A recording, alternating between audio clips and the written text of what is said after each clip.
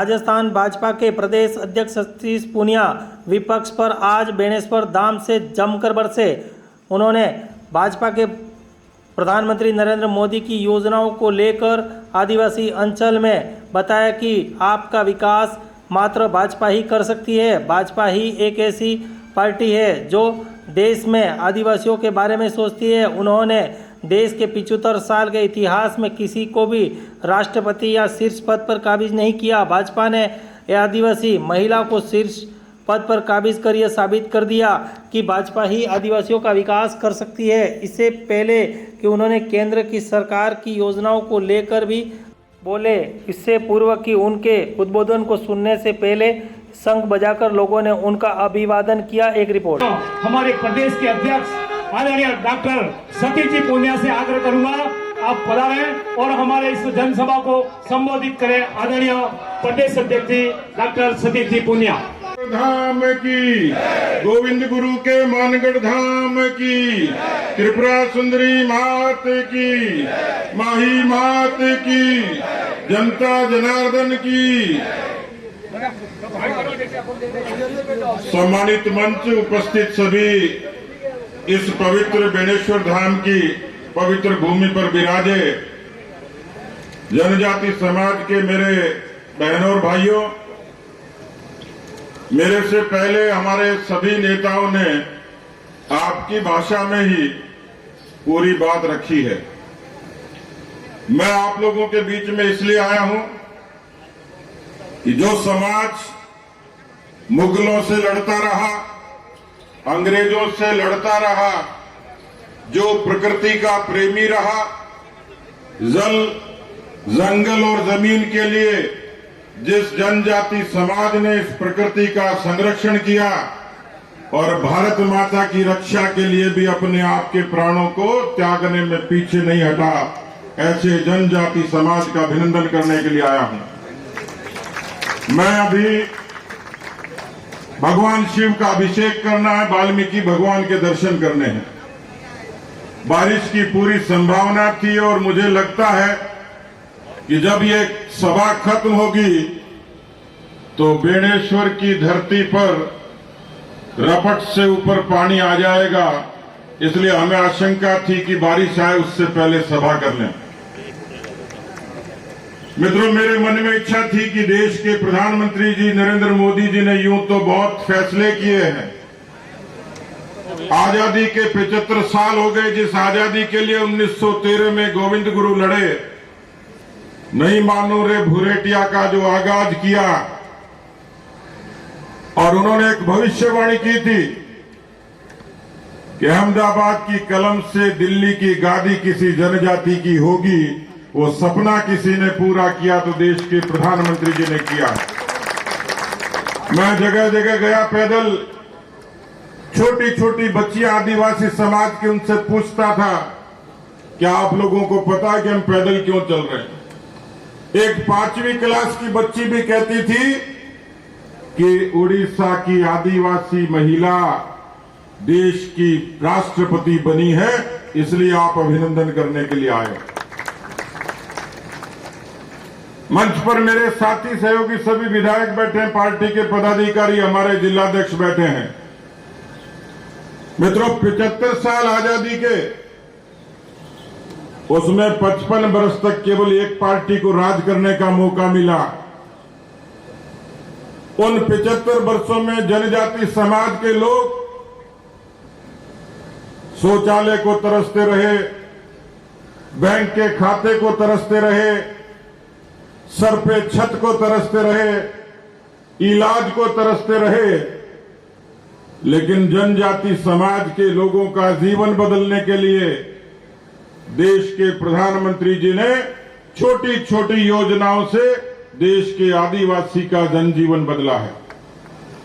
मैं अच्छे तरीके से ध्यान है कि एक प्रधानमंत्री थे देश में, वो कहते थे मैं आदिवासी भाइयों के लिए 1 रुपया भेजता हूं, आदिवासी की जेब में 15 पैसे जाता है, 85 पैसे कहां जाते हैं किसी को भी नहीं पता था।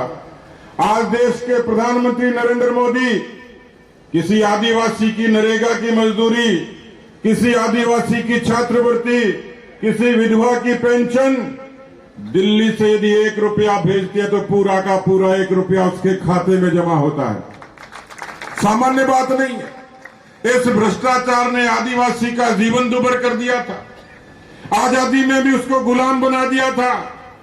इस देश के जनजाति समाज के भाइयों को पता नहीं होगा, मोदी जी के आने से पहले 2014 में उनके उत्थान के लिए सिर्फ 21,000 करोड़ रुपए का प्रावधान था। आप 21 में और 78 में तो फर्क करते होंगे मित्रों। मोदी जी के आने के बाद 78,000 करोड़ रुपया आदिवासी के उत्थान के लिए लगा। भगवान बिरसा मुंडा ने जो आंदोलन की अलख जगाई थी, उस भगवान बिरसा मुंडा के जन्मदिन को राष्ट्रीय गौरव दिवस मनाने का फैसला भी देश के प्रधानमंत्री जी ने किया है।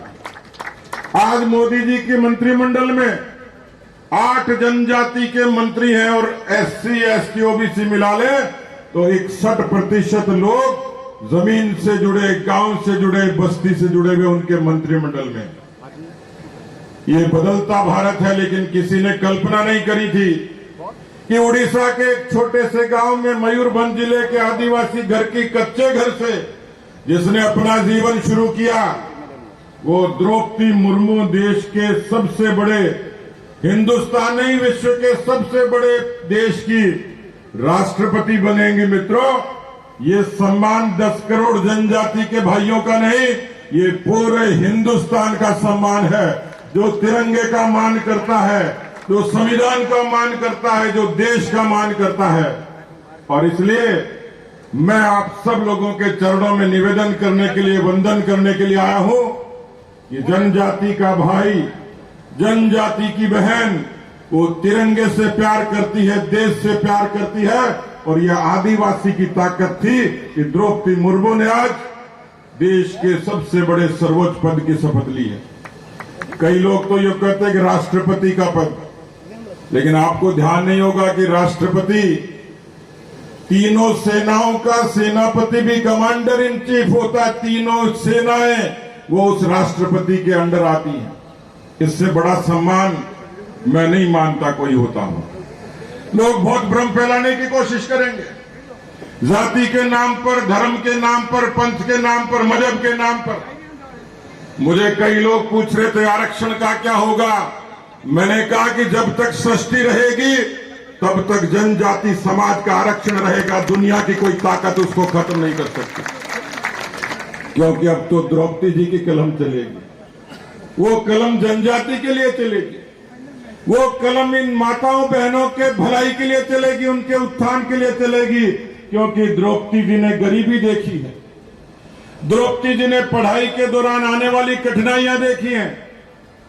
और इसलिए मित्रों, मैं खुद धन्य हो गया कि मुझे इन 2 दिनों में 45 किलोमीटर में भले ही पांव पर छाले होंगे, लेकिन द्रौपदी जी के राष्ट्रपति बनने की खुशी में किसी आदिवासी माता बहन के चेहरे पर जब मैं खुशी देखता था तो मुझे वो थकावट दूर हो जाती थी। मुझे जो ऊर्जा मिली है, ताकत मिली है, वो आप सबकी बदौलत है।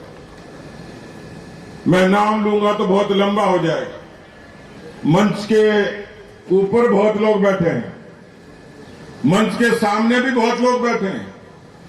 नेता का चरित्र क्या होता है, पार्टी का चरित्र क्या होता है, मैं दूर से देख रहा हूं कि बांसवाड़ा के हमारे पूर्व विधायक और पूर्व मंत्री भवानी जोशी जी इस सभा के बिल्कुल आखिर में बैठे हैं। मित्रों, ये पार्टी का चरित्र है, ये नेता का चरित्र है। गुरु प्रसाद जी पटेल भी लोगों की पंक्ति में बैठे हैं, शांति से इस सभा को सुन रहे हैं। आप लोगों के इस सभा में, इस खुशी में शरीक होने के लिए आए। मैं आप सबका नतमस्तक अभिनंदन करता हूं और मैं वास्तव में इस बात का आपको पूरा भरोसा देता हूं कि इस पवित्र बेणेश्वर धाम से आने से पहले मैंने दिल्ली की सरकार से बात करी है, उनसे आग्रह भी किया है कि कभी यह अवसर आ जाए कि द्रौपदी जी का इस पवित्र बेणेश्वर धाम की धरती पर उनके पगले आ जाएं, उनके पैर पड़ जाएं। मैंने यह भी निवेदन किया कि बेणेश्वर की इस पवित्र धरती को ऐसे क्या किया जाए कि धरती और ज्यादा सुंदर हो जाए, इस बेणेश्वर धाम का विकास हो जाए, कोई घाट का निर्माण हो या संस्कृति मंत्रालय से इस स्थान की महिमा और कैसे बन जाए। क्योंकि मैं देख रहा था कि यहां पर मैं की बड़ी महिमा है, मां ही मां जो यहां की जीवन रेखा है, मानगढ़ धाम जो गुरु गोविंद के बलिदान की गाथा गाता है, मां त्रिपुरा सुंदरी की तो जो असीम कृपा यहां सब जनजाति भाइयों पर, समग्र जाति पर है। और माओ जी महाराज की कृपा का तो मैं आपको बयान नहीं कर सकता कि कैसी उनकी छत्र छाया है, कितने प्रकोप से बचाते हैं, कैसे खुशियां हमारे दरवाजे पर लेके आते हैं। मैं खुद आनंदित हूं और आप सब लोगों को इस खुशी में मैं देश के यशस्वी प्रधानमंत्री जी को आप सबकी ओर से बधाई देना चाहता हूं। आपसे गुजारिश करूंगा कि जोरदार नारे के साथ में हाथ खड़े करके मोदी जी तक ये संदेश चला जाए कि पवित्र बेणेश्वर धाम से माओ जी महाराज की धरती से उन्होंने जो ऐतिहासिक फैसला द्रौपदी मुर्मू जी को राष्ट्रपति बनाने का किया है, समग्र जनजाति समाज आनंदित है। बोलिए भारत माता की, भारत माता की, भारत माता की, वंदे वंदे। बहुत बहुत धन्यवाद। जय हिंद, जय भारत।